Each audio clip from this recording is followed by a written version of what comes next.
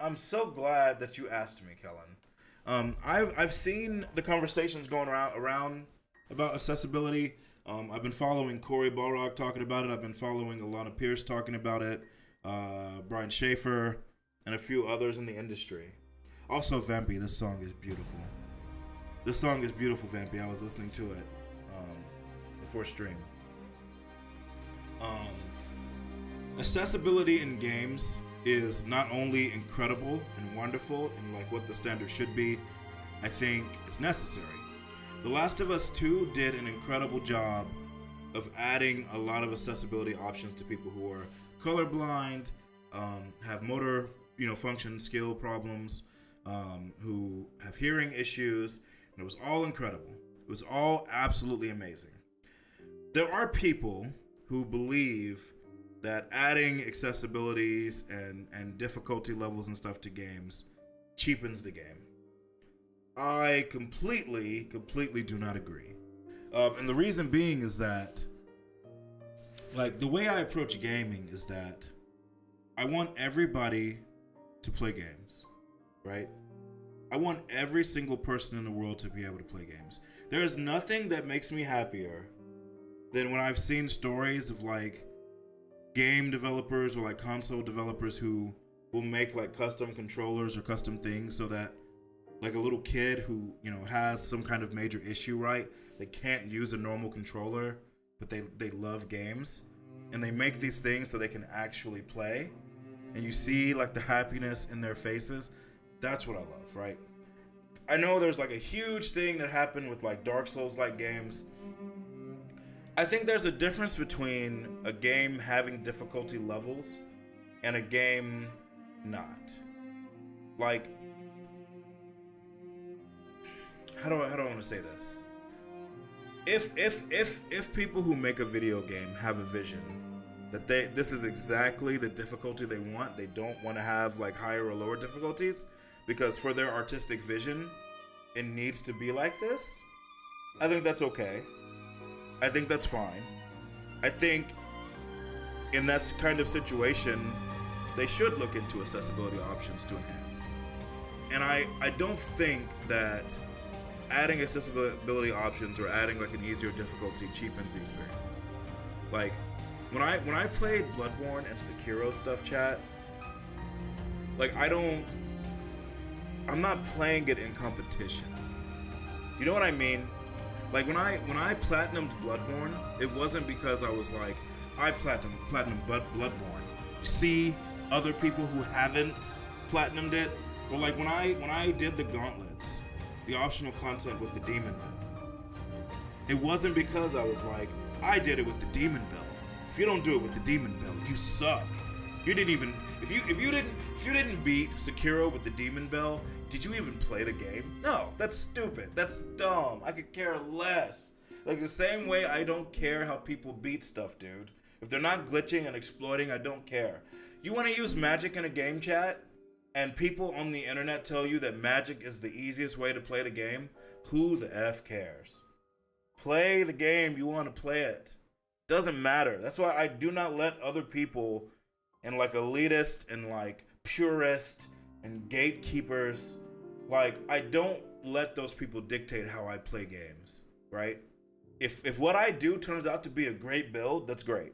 If what I do turns out to be a horrible build, that's fine. I'm not playing it like, unless we're literally doing a competition for money or like a title, it doesn't matter. Unless I'm an Evo type top 8 chat, it doesn't matter what character I play in a fighting game, you know? See, that's the thing. That's in my opinion, that's like not the way to look at it. I completely agree that the whole point of a Souls game and stuff like that, the Dark Souls, and like J3 kind of mentioned this too. The whole point is that these games have a set artistic vision in terms of difficulty, in terms of all this stuff, right? And they want you to play that vision. Perfectly fine. There's nothing wrong with that. Accessibility is something different. Like, if they don't want to make the game easier, like add an easier difficulty or something, that's fine. But let's say you're someone who, for whatever reason, you have trouble. I'm just gonna make something up, chat. Let's say you have trouble hearing certain sounds, right? Or like hearing too much of this same type of sound can trigger major issues for you. So what do, chat? You try to play Bloodborne, and if any of you have played Bloodborne and you have fought the Cleric Beast, what does he do? What does the Cleric Beast do? Ah! Ah! Like, like, like non-stop, right? Now imagine if you have a sensitivity to it, like you cannot deal with it. You are gonna miss out on an incredible game because you literally can't do it, right? That has nothing to do with difficulty. That has nothing to do with gatekeeping. It's literally that you can't play it because there's no option to reduce that frequency or like reduce that pitch or something, right? Like, yeah, and as Kellen said, like, what is it? Because like that's the question though, right, Juan? Like you said, like you're purely talking about the challenge. The challenge to who? But like, does that have to be the standard kind of thing, right? Like, Orphan is crazy and is a crazy challenge, but will accessibility options, right? Telegraphing his attacks, right? Like let's say there's like a, you know, like a beam of light that shows you where he's gonna attack or something. Does that cheapen the game experience for any of us who don't use it? No, it does not. If you say I beat Bloodborne and someone else says I beat Bloodborne with the accessibility options on, does that cheapen your experience because somebody else beat the game and needed some help? No. Like if you tell someone I beat Dark Souls 3 and someone says to you, I beat Dark Souls 3 co-op the whole time because I needed someone to co-op with me. Does that make you better than them? No. Does that make them better than you? No. Does that reduce like what you did in the game? Of course not. I don't think that's true. When you say every game is not for everyone, I agree that not everyone is interested in every game, but not in the way you say it. Like, I want people to be able to play and beat a game if that's what they want to do. Like, if they had it to where you could put cheat codes into Sekiro, actually, and that's not even, if I can clarify, because I know this because I saw it recently, like with mods on PC, you can actually make Sekiro and other Souls games easier to play, right? Like, that's okay. There's like there's absolutely nothing wrong with that. You don't cheapen the vision, right? Like, and for me, partly this is chat is like I don't really have any cognitive issues, but obviously as I've talked about, I have physical issues, right? And I have had times over my life, especially as a kid, where the expectation, right? We want everyone to run this lap. Actually, this happened to me in school, chat. Everybody has to run this lap around the gym. And I'm like, obviously I can't do that. I have a bone disease, etc. You have to do it. Well, I need help. Well, there's no help for you. So you just can't do it, right? And I'm like, and even though I'm like, well, I kind of want to do it, right? I want to do it, I just need assistance. Let me take a break after, 1/5 of it. Like, let me have someone kind of running with me in case I trip, that kind of stuff. And they're like, no. Would me doing it that way have cheapened it at all? No. Would it have reduced the other people who ran the lap? And somehow they're better than me? Or I'm lesser? No. That's a weird, like, viewpoint that has kind of trickled its way into stuff that barely matters. Now again, chat, I'm going to be clear. If you're playing a game and you're like, okay, we want to do a competition to see who can win this fighting game, I think that's slightly different and a more nuanced conversation, right? Because that starts to get into things where it actually does matter who has what. You know what I mean? But that applies to 0.01% of all the games that's played, right? You know what's funny, chat, is I think about this stuff because do you know how many people, we've talked about how many people will tell you how many times it took them to beat a boss, right? They say, I beat this boss in 3 times. And sometimes they try to hold that over like I did better than some other people, right? And the funny thing I always say is that, you know what most of them did? Most of them saw other people beat it. Most of them watched other people play that game. Most of them read about how to beat the boss. Most of them were told hints and secrets by friends who beat it before they played it, chat. And so what ends up happening? Yeah, they beat a boss in 3 times, but they knew what the boss was going to do. They saw all the phases.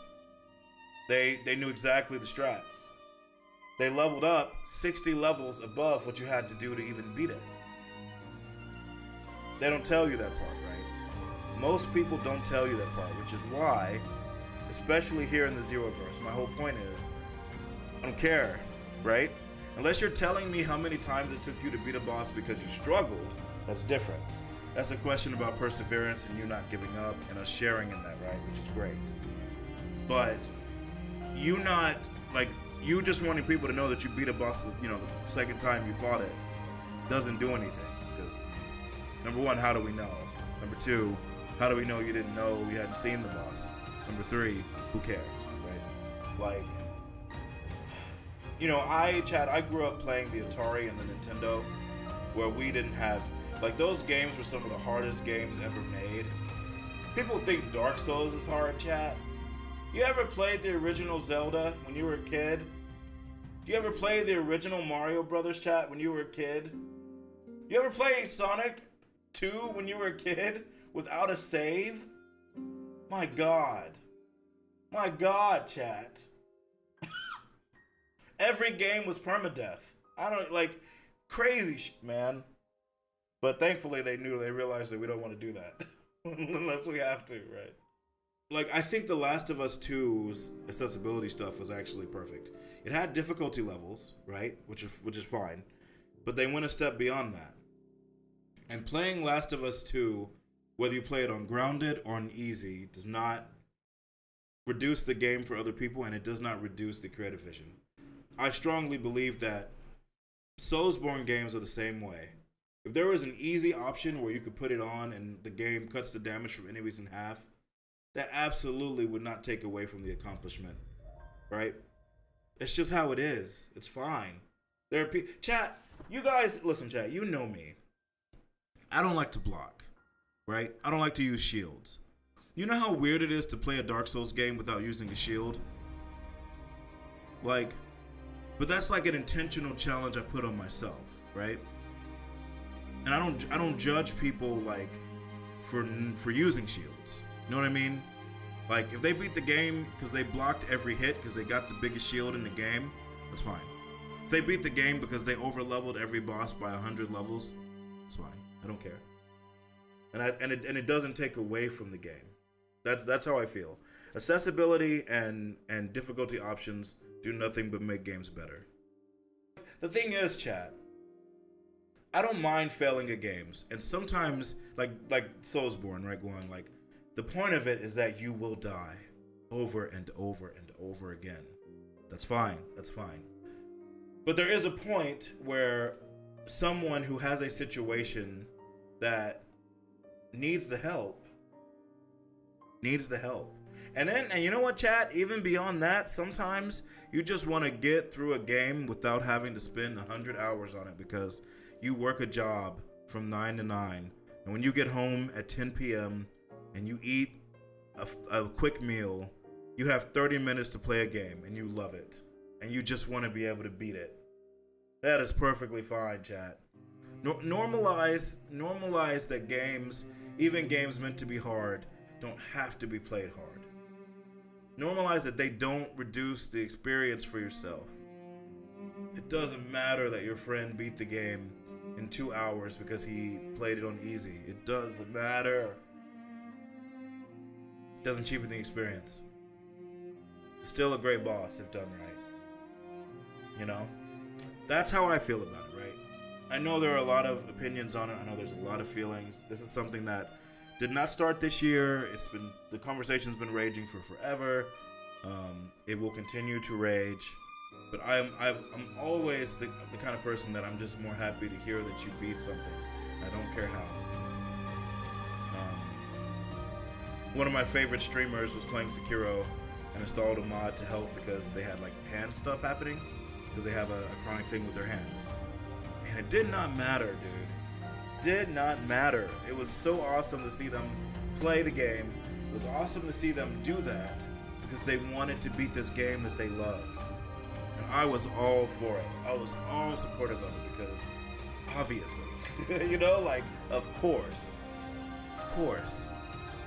Like, even in that, there's still that shared suffering, shared appreciation of how difficult the world is. Like, people, like, it's not like if you put it on easy, you get these people going, wow, this game is super easy, right? That doesn't happen, right? If you have somebody saying every work of art is escapism. Every work of art is escapism. Whether it's easy or not, whether it's Maple Valley or, you know, Live, Die, Repeat. It's all escapism. It's all open to people escaping and playing it and exploring this medium, right? And it can be open to everybody. It can be. There's no reason for it not to be. No, I get it, Guan, and I think your points about Dark Souls, I think they're absolutely correct. I think they're, like, Dark Souls is a very unique thing.